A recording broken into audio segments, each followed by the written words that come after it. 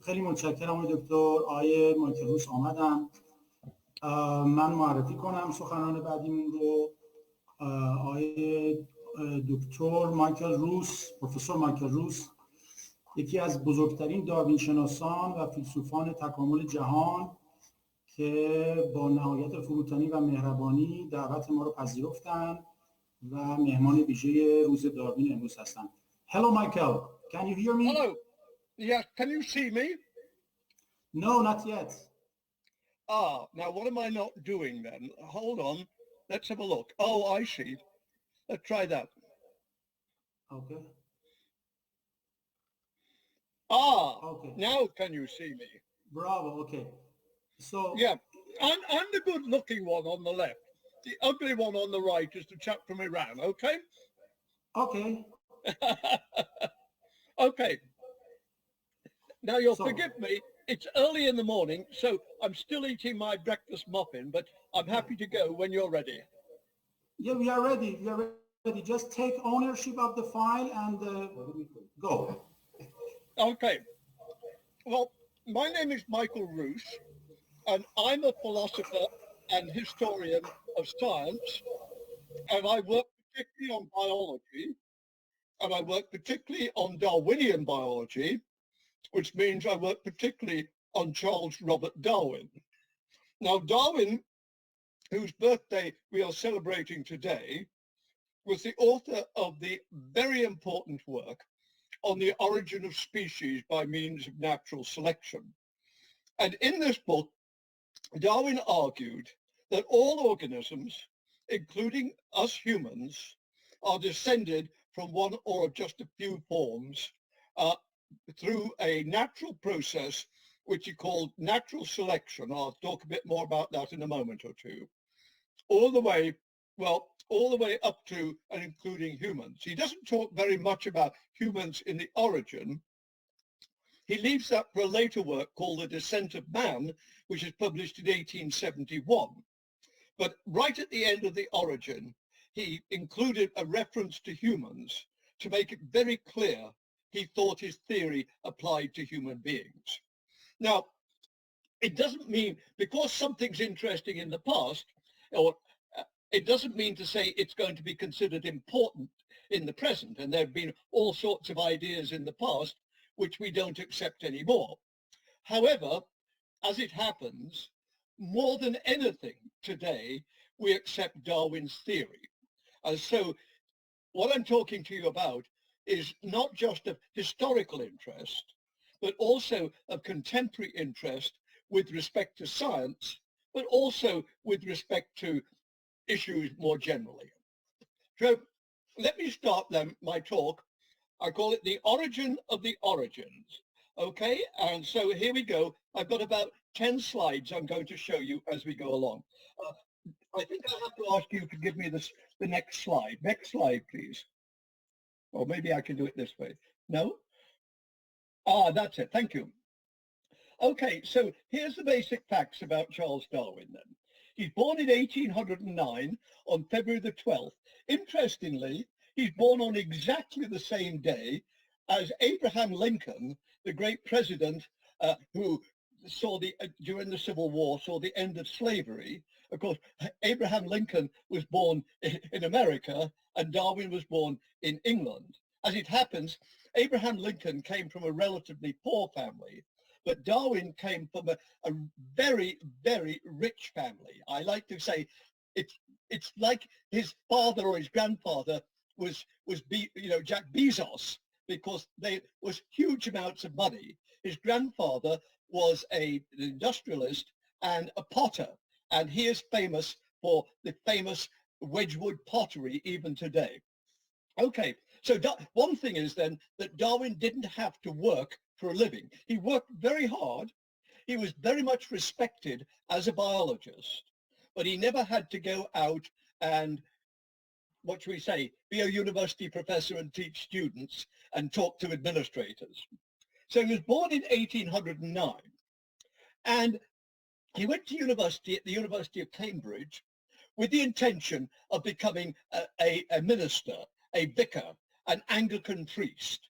why would he do this? Well, because there was a lot of money and he was looking for a job where he wouldn't be too demanding and he could do a lot of natural history on the side. However, in 1831, just as he was graduating, he got the offer to go on HMS Beagle on a voyage around the world. And that was literally, for Darwin, life-changing. He came back and very quickly became an evolutionist, and I'll talk a bit more about why. He discovered his theory of natural selection in 1838, 2 years after he came back, but he did not, in fact, publish until 1859. I think the reason he didn't publish was because he knew his theory would be very unpleasant or unacceptable back then. And then finally, he published the Origin of Species in 1859, and then in 1871, he published his book on humans, The Descent of Man, and he lived another 10 years and died in 1882. So he would have been, what, 73. So he lived most of his life in the Victorian age. Queen Victoria came to the throne in 1837. So we refer to him as a Victorian, even though in many respects, his most important work, his creative work, was done before Victoria came to the throne. Next, please. Next slide, please. Now, this is Charles Darwin. This is a portrait painted about 1840 when he was 31. And in fact, it's a wedding portrait. He was just about to marry his first cousin, Emma Wedgwood. And so they both had their portraits painted. You might say, why didn't they have photographs taken? Well, because photography was only just then coming into being. And in fact, we have the first photo we have of Darwin is 1842, I think, a picture of him with his son. But it was customary to have these paintings done. The one thing I want to draw your attention to is that it's a very, very good painting. It's by a man called George Richmond, who was the leading portrait artist in England at that time. Now, I don't know about you, but I doubt many of you could say, oh, I'm getting married. I'd like my portrait painted by the leading portrait painter in Iran or America. Why not? Because you don't have the money to do it. Darwin came from a family which did have the money to do it. So, as I say, I like you to see this picture because it's not just the picture, but it's what it tells you, and it tells you something very important about Darwin. In other words, what I'm trying to say is that Darwin didn't come up with this theory out of nowhere. He came up with this theory out of things that were already in his society at the time. So Darwin didn't make it all up himself one day. What he did was, in England, we call it a kaleidoscope. You have all these pieces and you shake it up and then you look at it again and get a different picture. And that's very much what Darwin did. I'm not in any sense detracting from his genius, his creative genius. He did it, no one else did it. So I'm not denying that Darwin was a genius. What I am saying, though, is that Darwin didn't come out of nowhere. He came out of his Victorian, or as I say, pre-Victorian British heritage. Next, please. Next slide. So, as I said, in 1831, Darwin went on as a ship's naturalist on a voyage around the world, particularly around South America. The reason why the ship was going, it was a British warship, was they were mapping the coast because at this point, trade between England and South America was becoming very, very important. And they needed good maps so that ships going down there wouldn't crash on unknown shoals. So this British warship was mapping the coast of South America. And Darwin went, so for 5 years, they spent their time going round. Next, please. Next. When they finished in South America, they then set off home, but they didn't go back the way that they'd come. They set off and they went all around the world. They went to Australia, and then they went to South Africa, and then they went back up to England. And it was while they were leaving South America and crossing the Pacific Ocean to Australia, they stopped at a little group of islands, which are, oh, I don't know, 100 miles or something off the coast of South America. So they're much closer to South America than they are to China or Japan or Australia. And this is known as the Galapagos Archipelago. Now, I suspect most people, if you say to them, why do I believe in evolution, would say, well, because the fossil record shows it. You start with these blobs and then you get up to the dinosaurs, and then after the dinosaurs you get to the mammals, and then you get to the apes, and up at the top you get the humans. And so you look at the fossil record. It wasn't the fossil record at all that turned Darwin into an evolutionist. It was what we call geographical distribution, or a complex word would be biogeography. Darwin went to the Galapagos. He didn't discover this, but he noticed that on the Galapagos, the islands are, I've been there, they're 20 miles apart. If you're on one island, you could see other islands. I mean, they're really very, very close. But Darwin discovered, or he was told, that there are tortoises, giant tortoises, on the Galapagos. And you can tell, if you look at a tortoise, which island they come from. In other words, there are giant tortoises, but they are all different. And you can see, I'm showing you three. The one at the bottom belongs to the island on the left. The one at the top right-hand corner is the island on the right. And the one at the top left-hand corner is the island right up at the top of the picture. Different. It was the same with the birds. There are little mockingbirds, little finches. Similar, but different. Interestingly, they are also tortoises and birds on the South American continent, which are similar, but different. And when Darwin got back from the Beagle voyage, 1836, he sat down and started to look at the collections that he'd made, and he took a lot of bird skins and things like that. And he said, oh my goodness me, how did this happen? Surely it wasn't God so loved the Galapagos that he put different tortoises on the different islands.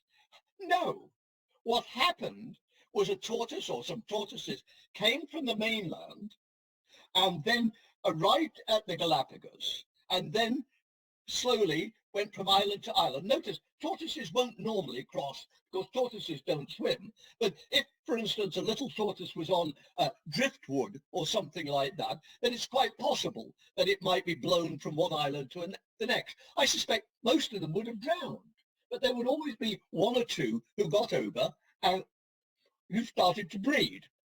And then what happened, as they bred, they became more and more different. And so Darwin said, my goodness, I believe in evolution. Next, please. And this is the first picture. It's in a private notebook. We still got it, 1837. And you see, Darwin drew this picture. Now, already, we're going to start seeing the point I made. Because if you look at this picture, you say it's a tree. But it's not just a tree. It's the tree of life. And Darwin always called it, and everybody else, the tree of life. Where do you get the tree of life? I'll tell you where you get the tree of life. You get it in Genesis, because it's in the Garden of Eden. The tree of life is in the Garden of Eden. So already we see right from the beginning, Darwin is using, well, let's call them Judeo-Christian metaphors, also Islamic metaphors, because Islam accepts the Old Testament. So in other words, Darwin right from the beginning is using religious metaphors from his culture. For Darwin, of course, these were Christian metaphors, but a Jew or a Muslim could equally accept this, the tree of life. So now, Darwin was an Englishman. I keep pressing this. Who was the most famous English scientist of all time? Isaac Newton, 200 years before, who was the man who finished the Copernican revolution, who said, ah, yes, we've got the planets going round the sun rather than the sun going round the planets. And we've got the moon going round the Earth. When we shoot cannonballs out of a cannon, they don't go, ooh, loop the loop like this. Right, let me do it. There we are, loop the loop like this. There we go, there we are. No, they go in a parabola. And Newton came up with his force of gravitational attraction, which explained all of this. In other words, what Newton said is, give me this force, and then I can explain everything. And Darwin wanted to be the Newton of biology. Darwin wanted to say, I'm going to look for a force which will then explain the whole of biology. For instance, like those tortoises I just showed you in the last slide. So Darwin worked for 18 months to find a force that was equivalent to Newtonian gravitational attraction. So once again, Darwin is working within the context of his own culture, because he'd been at the University of Cambridge as an undergraduate. Isaac Newton was a professor at the University of Cambridge. So when Darwin went, Isaac Newton was one of the great figures of the past, the great glories of Cambridge. And so Darwin had grown up on Newton as a great scientist. So it was natural that when Darwin set out to find an explanation for this tree of life, he set out to be the Newton of biology. Next, please. Next. Well, now, very quickly, Darwin realized how you can change organisms. And the way you do it is through selecting the ones that you want and killing or eating the ones you don't want. Darwin came from rural England. In other words, Darwin came from Shropshire, which was the heart of agriculture in England. Agriculture was particularly important. Why? Because at the end of the 18th century, England particularly had had the Industrial Revolution. Suddenly, overnight, big cities grew up with factories, with machines, making cotton by machines, making metal things by machines, all of these. In fact, that was the reason why the Beagle went to South America, because the English looked cheap cotton, cheap metal things, and they wanted to sell them. And so they were selling them to South America, which was very rich because of all the minerals and the things that they grew down there. So they got money to pay for it. Now, if you have an industrial revolution with everybody living in the cities working, you've got to feed them, which means you've got to give them pigs and sheep and all of these things. But that means rural. But the point is, you don't have as many people working in the fields anymore. So you've got two things. You've got more people to feed, and you've got less people to do the agriculture, the farming. And so at the beginning of the 19th century, agriculture had its revolution just as big, as important as the industrial revolution. And the farmers had to find a way of making better animals more quickly. I mean, by better, I mean pigs, which are fatter, so you get more meat off them, and sheep, which are shaggier, so they have more fleece, so you can get more wool from them, and cows, which are better at milking, so you can get more milk and cheese from them. And the farmers discovered the way you do this, as I said, is by selecting. Look at this pig here. It's artificial. I mean, it's not a pig you find in nature. But why do you find a pig like this? Because what farmers did was, when they got a litter of piglets, they looked for the fat ones, and they said, yes, we'll breed from these, and the thin ones we'll kill now and eat now. And so they kept making fatter and fatter and fatter. So selection. So Darwin said, I want something in the real world, which is like agriculture selection in the farmyard. So, but agricultural selection is done by you and me actually picking out the pigs that we want. And of course, there's not you or me or even God picking out the animals that we want in nature. So Darwin was looking for a way to get a natural equivalent of artificial selection, and that would give him his Newtonian force, like gravity, to explain evolution. Next, please. Next. And in 1838, in September of 1838, and we know this because we've got all of Darwin's notebooks, Darwin read a book by an English clergyman, Thomas Robert Malthus. And Malthus was worried about the population explosion that was happening in England at that time, at the time of the Industrial Revolution. What was happening was that the population was growing and growing and growing very, very quickly. But Malthus said, the trouble is, the food supplies can't keep up with this. And so population grows at a geometric rate, 1, 2, 4, 16, geometric multiplying, whereas food production increases at an arithmetic rate, 1, 2, 3, 4. Geometric rate outstrips arithmetic rate, so you're going to get a struggle for existence, and only some are going to get through. And those some are going to be those that have characteristics like the fatter pigs. In other words, they are the ones that are naturally selected. And over time, this is going to lead to evolution and the tree of life. Next, please. Next. And so Darwin said, okay, I have now got an explanation of evolution. And what I'm showing you, they're now known as Darwin's finches. These are little birds from the Galapagos. Of course, they weren't called Darwin's finches when Darwin went there. And look at these birds. They are nice little birds, but they have very big beaks. Look at the beaks, they're big. Why? Because these birds eat cactus and nuts. There are other birds which have very fine beaks. They eat insects. And so Darwin said, natural selection is selecting for characteristics that will aid the organisms. They look as if they were designed. Again, Darwin's drawing on his background because he had read as an undergraduate at Cambridge the works by Archdeacon William Paley.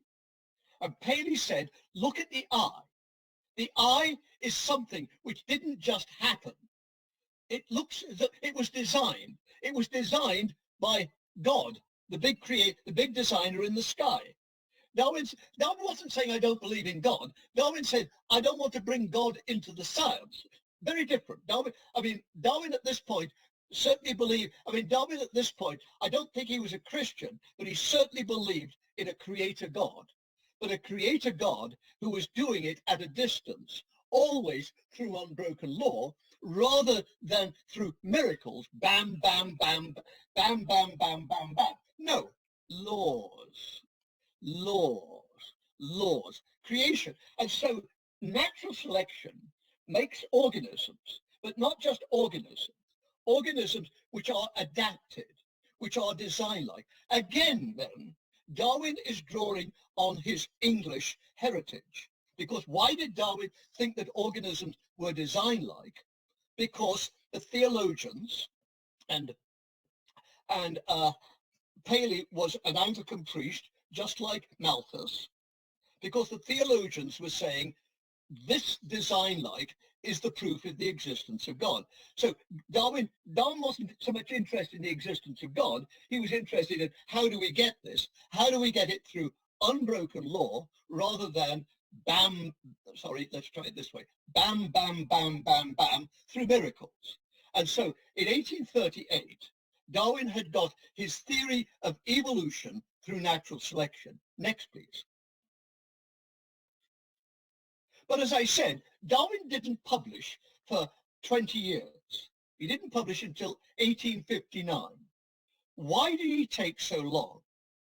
Well, Darwin, as I said, although Darwin never worked for a living, he was already considered a good professional scientist. His time on the Beagle, for instance, he wrote letters home to the professors at Cambridge, the professors of science. He made these collections. And so when he came back in 1836, already Darwin was recognized as one of, let's call him one of the best postdoctoral students at the University of Cambridge. I mean, he didn't do a doctorate, but the equivalent of this sort of thing. So Darwin was very highly respected. He was writing on geology and all sorts of things publicly. He knew that evolution was not a popular idea amongst his professors. Apart from anything else, all of his professors at Cambridge were also Anglican clergymen. So, Darwin wasn't going to upset it. I mean, when I say they didn't necessarily believe in 6,000 years of creation, but they certainly believed in a miraculous creation by God. Darwin had come up with this theory, which was going to throw it over. Now, think about this. You're a very successful young postdoctoral student. Your professors really like you. They think you're really good. I mean, if he wanted a job, they would have got him a job. He didn't need a job. So they really... Now, suppose you're in this situation and you come up with a theory, let's say, to show that Muhammad was a woman. Let's say something really ridiculous. Well, you've got all sorts of proof to show this, but I'll tell you something. You're not going to publish this publicly. Oh, no. You're a very successful student at Tehran U. You're really respected by everybody there. They're all saying, oh, this is one of our best students. Oh, my goodness. He published an article or a book which says that Muhammad was a woman. That's the end of his career. We don't want anything to do with him. And Darwin knew that if he published his ideas in 1830, but by 1859, all of the old professors were dead or almost dead. It didn't matter. People had moved on. So he was able to publish On the Origin of Species by means of natural selection in 1859, and that's what he did. Next, please. Next. And that led not only to evolution through natural selection, but to the recognition that Darwin was one of the great scientists of Britain, again, in context, but not just a great scientist of Britain, but a great scientist of England. And he was another Newton. So in other words, he was a great Englishman. And what do the English do when somebody in England is really important? They put their picture on the back of a banknote. And so the English £10 note has a picture of Charles Robert Darwin, 1809 to 1882. And I've told you, and that my time's up, exactly why Darwin deserved to be on the back of an English banknote. Thank you.